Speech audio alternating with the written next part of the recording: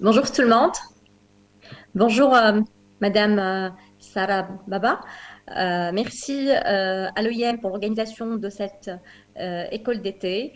Merci pour cette initiative qui vient surtout en temps de crise et qui s'est déroulée toute la semaine.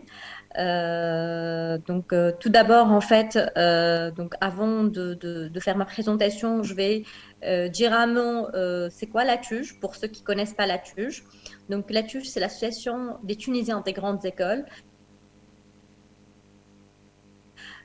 C'est la première association de la diaspora tunisienne, en fait. Nous avons 30 ans d'existence, donc, et nous comptons 8000 membres à travers le monde. On a 4 bureaux. On a un bureau à Tunis, un bureau à Paris, un bureau à Londres et un bureau qui a été créé l'année dernière en Asie-Pacifique. Donc en fait, cette association a été créée. Le premier but, en fait, c'est de soutenir la communauté ATUGM et de soutenir en fait les étudiants 30 ans en avant. Il n'y avait pas de téléphone, il n'y avait pas de moyens de communication. Donc les Tunisiens qui partaient notamment à Paris pour faire leurs études. Donc, ils avaient besoin d'aide et d'appui. Et au début, en fait, la première vocation de l'association était vraiment autour de l'aide et l'appui à la communauté des étudiants de la TUJ. Au fur et à mesure, au fur du temps, ces étudiants-là ont grandi, ont évolué et l'association ne compte plus que des étudiants. Aujourd'hui, on compte même des retraités de la TUJ et on compte en fait des étudiants, des gens qui travaillent et aussi même des retraités. Donc en fait, cette association, bien sûr, est axée autour de valeurs. Et l'une des valeurs de l'association, c'est l'engagement pour l'intérêt général. Donc, c'est un engagement associatif, bien sûr. Et en fait, je vais vous parler de cas pratiques, vu que c'est vraiment l'intitulé de ce webinaire. C'est le cas pratique de l'engagement de la diaspora. Donc, je vais surtout m'appuyer parce que, bien sûr, on en a fait beaucoup des initiatives, mais la plus récente, c'est dans le contexte du Covid, en fait. La crise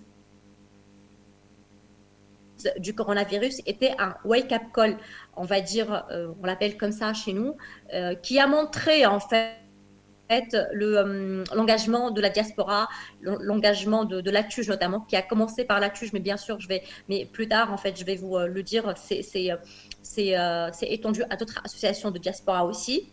Donc, la mobilisation qui s'est faite en temps de crise a montré que la diaspora tunisienne est une diaspora structurée, c'est une diaspora organisée et qui est très rapide, elle est outillée pour pouvoir agir très rapidement, très réactive en temps de crise. En fait, j'aimerais bien, donc, donc, les premières initiatives qui ont eu lieu en temps de la crise du Covid. Donc, le premier point, s'il vous plaît, si vous pouvez revenir au slide d'avant, oui, celui-là, en fait. Donc, ça, c'est les initiatives, en fait. Donc, on s'est tous retrouvés confinés dans tout le monde. Ça, je pense que c'est quelque chose qui était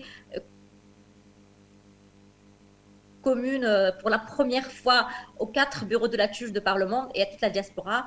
Donc, la première chose, c'est l'animation de la communauté en temps de crise, c'est l'appui psychologique, l'appui santé, donner des informations. Et dans ce cadre-là, on avait organisé pas mal de webinaires de soutien, aussi culturels en fait, des webinaires autour de l'histoire de la science, d'autres webinaires autour de la culture. Donc, c'était vraiment le premier but, c'est de distraire et d'apporter un appui psychologique et un appui à la diaspora, donc à travers l'organisation de webinaires qui étaient bien sûr ouverts à tout le monde, donc à la diaspora à l'étranger, mais aussi aux Tunisiens qui étaient en Tunisie et aussi aux autres tunisiens qui n'étaient pas membres de l'association Atuj. Donc, on avait aussi le rôle d'information et de relais de l'information économique, mais l'information aussi sanitaire autour de ce nouveau virus en fait qui nous avait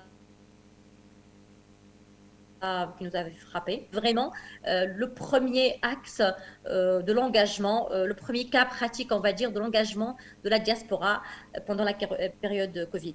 Et donc, au fur et à mesure qu'on était dedans, donc on a vu aussi le besoin de la Tunisie, de notre pays, en fait, un besoin autre que juste l'organisation de webinaires. Donc, on s'est organisé pour apporter de l'aide matérielle, en fait, pour les hôpitaux. Donc, ça, c'était le deuxième point. Donc, on s'est organisé pour lancer une collecte de fonds, c'est du fundraising en dollars.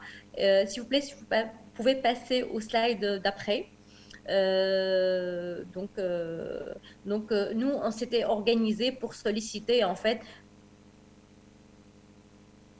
la diaspora et apporter de l'aide bien sûr matérielle à travers toutes les structures sanitaires. Donc, ce travail a été fait en coordination avec la commission de santé qui était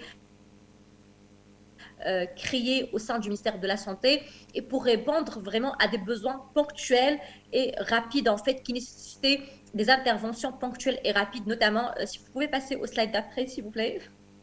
Donc par exemple l'achat de moniteurs par exemple, l'achat de pousse-seringues, l'achat de lits d'hospitalisation et en fait, c'était dans le cas où le gouvernement n'était pas en mesure d'acheter tout de suite.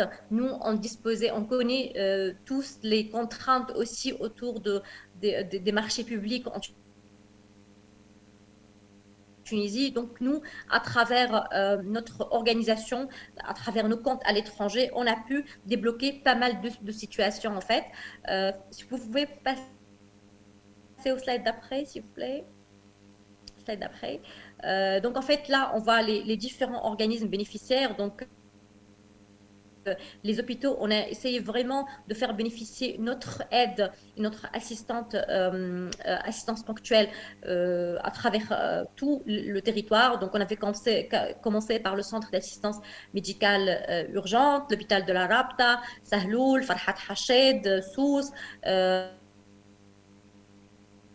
حبيبه بورقيبه صفاقسي خسليانه قبلي جربه مدنين et l'ordre des médecins et conseil régional des médecins de Tunis aussi.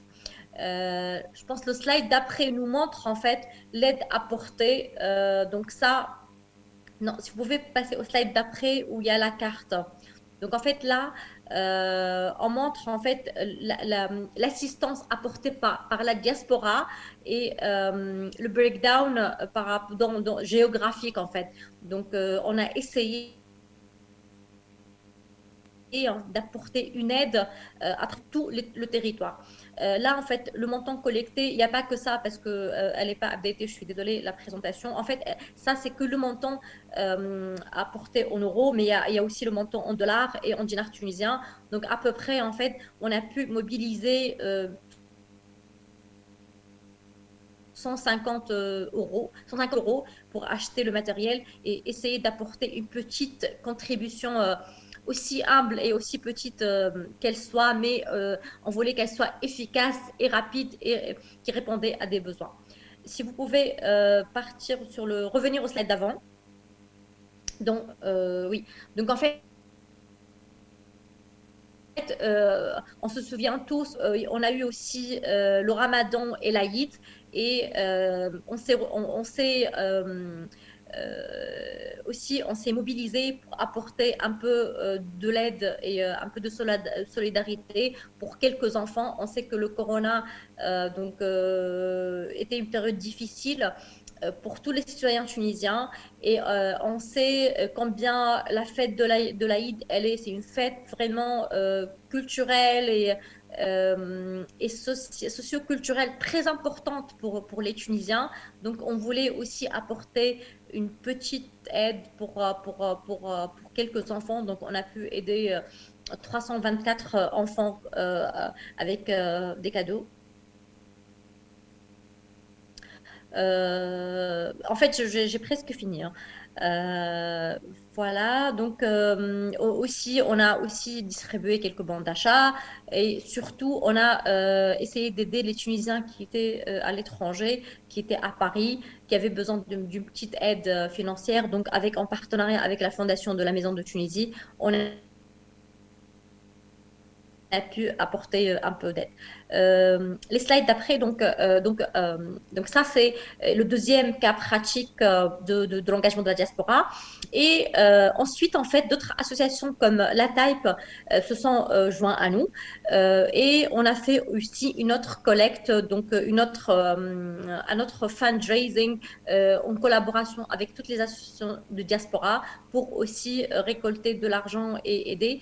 Juste avant de finir, en fait, donc je pense qu'aujourd'hui, à travers cette crise, la diaspora a montré qu'elle peut être utile pour la Tunisie.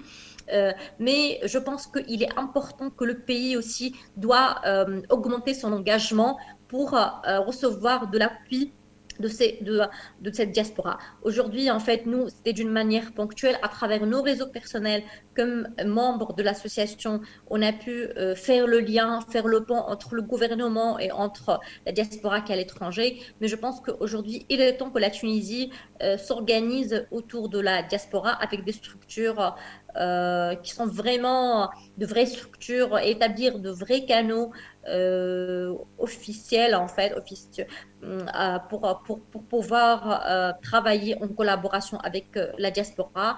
Juste avant de conclure, je veux juste dire que l'argent, donc d'après les données de la Banque centrale, la contribution de la diaspora en devise, elle a dépassé les montants récoltés par le secteur du tourisme. Donc, pour vous montrer que le transfert d'argent de la diaspora, il est vraiment important et ça mérite en fait tout un travail et toute une organisation de l'État autour de ça pour qu'on puisse bénéficier de ça et pour que la diaspora puisse participer à la relance économique de la Tunisie. Je vous remercie et je suis désolée si j'ai dépassé un peu le temps.